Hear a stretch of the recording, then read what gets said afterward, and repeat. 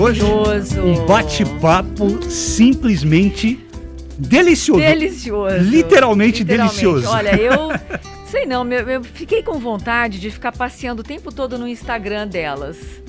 Ai, bonito demais, gente. Nós estamos falando aqui com duas irmãs, né, que são protagonistas do bate-papo hoje aqui do Conexão Riber Foods.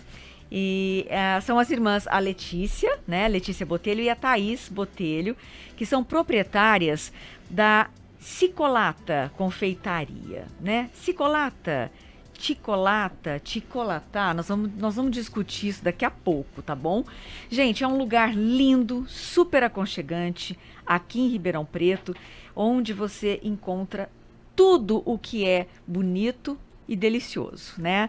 Thaís, boa tarde, Letícia, é um prazer tê-las aqui com a gente, tá?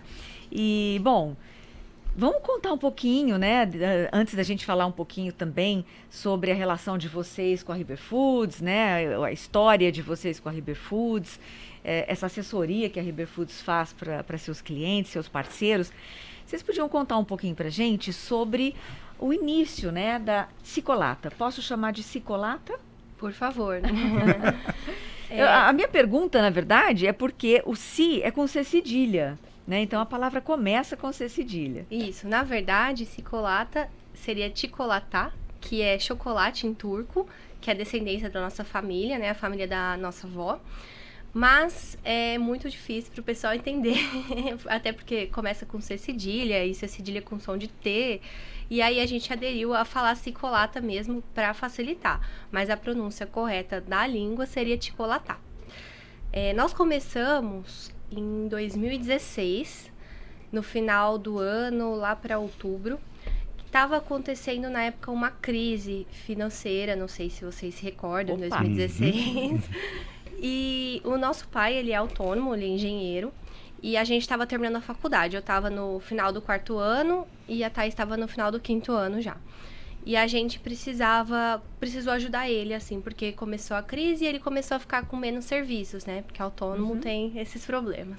E aí a minha irmã, né, a Thaís, teve a ideia de começar a fazer doces, porque ela sempre gostou disso, ela seguia já algumas páginas.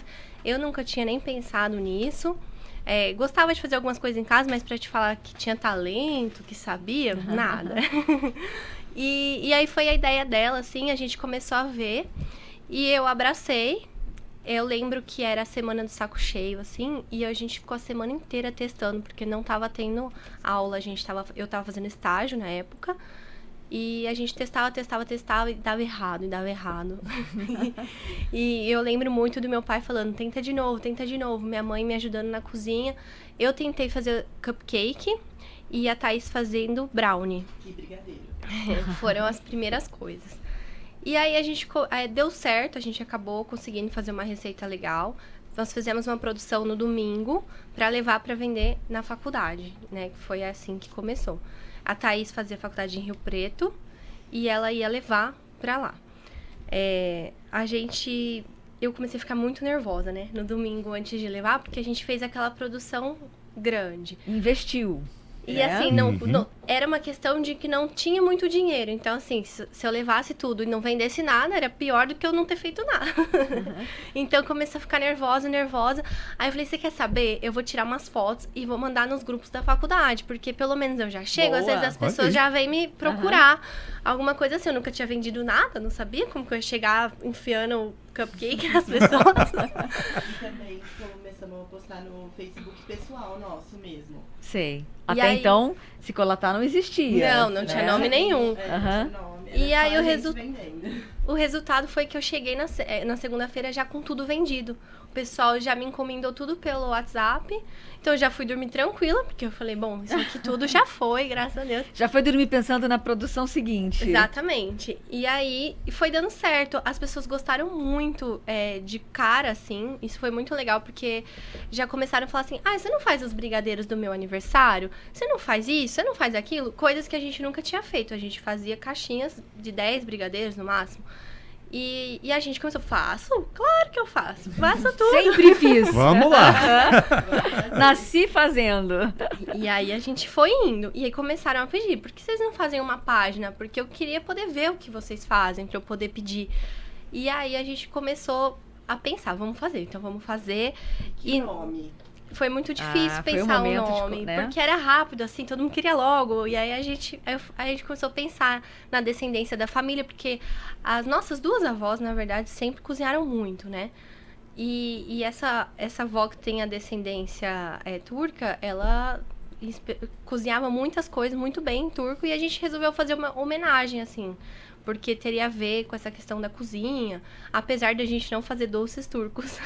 Pois é, não é?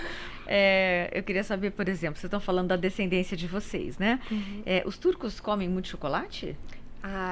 Tem bastante docerias turcas. Doceria, mas sim. Eles estão muito ligados também com castanhas, né? Sim, Uhum. sim. Mel. essas coisas. Aham. Mas tem, E aí sim, o também- chocolate turco, ele é famoso, viu? De qualidade. Pois Aí a é. gente queria um nome diferente pra fugir. A gente não queria juntar, por exemplo, meio nome meu com meio nome dela e fazer um nome.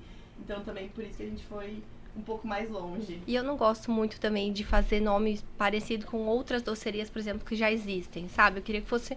É uma marca nossa mesmo. Autêntica, É né? que eu achei a grande sacada aí, uma marca realmente própria, Muito sabe? legal. Muito bom. Pois é, vocês falaram aí que tudo começou diante de uma crise aí. Logo depois a gente teve aí 2019, que também foi um período bem desafiador. Como que vocês encararam esse período de pandemia? Nesse momento, a gente já estava... já tínhamos alugado uma casa, né? Que a gente estava na São Sebastião, que foi a nossa... Porque a nossa cozinha da nossa casa estava muito pequena, era um apartamento, e a gente alugou lá pertinho, era pequeno, não tinha uma loja, assim. Então, a gente não levou muito a sério a pandemia no começo. Páscoa sempre foi muito forte pra gente. Uhum. Ia chegar a Páscoa, né? No começo ali do ano, a gente... Foi março de 2020, né? Isso. Isso. Então, a gente tem que fazer um investimento antes, né? Assim, em janeiro, a gente já está fazendo compras para Páscoa. E aí, vamos ser sinceros, a gente tinha pego um empréstimo, porque toda a Páscoa a gente costuma fazer isso, porque tem que comprar muita coisa de uma vez. Agora... Muita embalagem, muito insumo, muito Sim, chocolate. sim. Então, umas compras muito altas, né? E a gente... Inclusive na River Foods. Eles sabem. Então, a gente tinha feito um empréstimo alto, assim, mas a gente estava tranquilo, porque a gente já sabia como é que funcionava, e vende muito bem, muito rápido. Só que, em seguida, a gente pegaram o empréstimo e compraram os materiais, saiu a Notícia. pandemia. Uhum. Fecha tudo. Exatamente. Mas, assim, Mas vocês já estavam bem nas redes sociais. ou já não, né? já estávamos. Aham. Já tínhamos um público, assim, era pra ser uma Páscoa muito boa.